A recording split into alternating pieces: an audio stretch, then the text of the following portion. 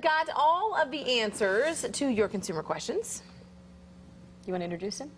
Kurtis Ming's here, joining us this morning. Good morning. Okay, Kurtis, follow that. Follow that. I just need to move my head around. There you go. Right? That's all I got to do. Your eyes are just as hypnotizing. Hey, Kurtis, let's start with Myra Hernandez. She wrote in from Woodland, and this is what she is saying. I found a website that pays to use Facebook accounts. Could it be real or a scam? What is she talking about? Well, you know, I've heard of these sites. They want access to your Facebook page so they could advertise, and they claim they will pay you for it. That sounds pretty awesome, right? Yeah. So I went to this particular site that she was talking about, and it talks about giving you $50 a month. That sounds pretty good.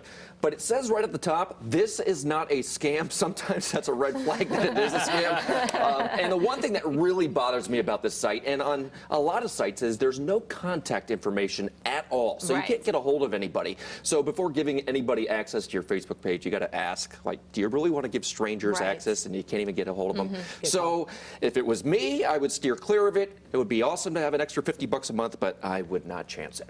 Okay, got it. Good advice. Brian Armstrong of Vacaville also wrote in with a question. He says, my father has dementia and has been placed in an assisted care facility. My mom went to the local store to close his cell phone account as he can no longer use his cell phone, and she was told that without a power of attorney, they will not do anything. So basically, my mother must continue to pay for a cell plan that my father can never use again. Yeah, you know, my family went through something similar with cable service. Now, if you have elderly parents, you may consider getting power of attorney now so it's not an issue later on.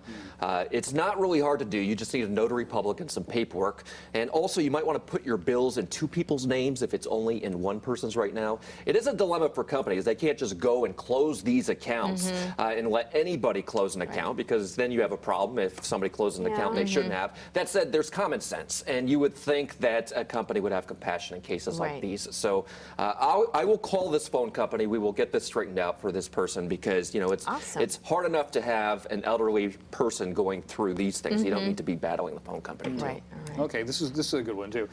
Philip Gerald of West Sacramento writes, the pharmacy would not take an old $100 bill, only new ones. I was outraged. How can this be their policy? This really ticks people off, but we've done stories on counterfeit bills before, and whoever gets caught holding that bill last, they're stuck with it. That's it. So, you know, we've had people claim a big box store, even a bank has given them a bill that turned out to be counterfeit. So if this pharmacy has reason to believe that this bill is not legit, they can reject it. Now, that said, if you don't like this policy, you could always vote with your own dollars, and next time you could go to a different pharmacy. What am I going to do with that pile of old hundreds I have? I know. Keep it under the mattress. Now, Kurtis has been appearing here for a couple weeks now, and we need more questions from you, because he is here, he gets results. You have a form on the CBS Sacramento website that people can fill out. That is the best way to call Kurtis and get your questions answered here live on Good Day. It's always great to see you. Good to see you. We'll see you back here in about 20 minutes for dance party. Is that what you think? We keep trying.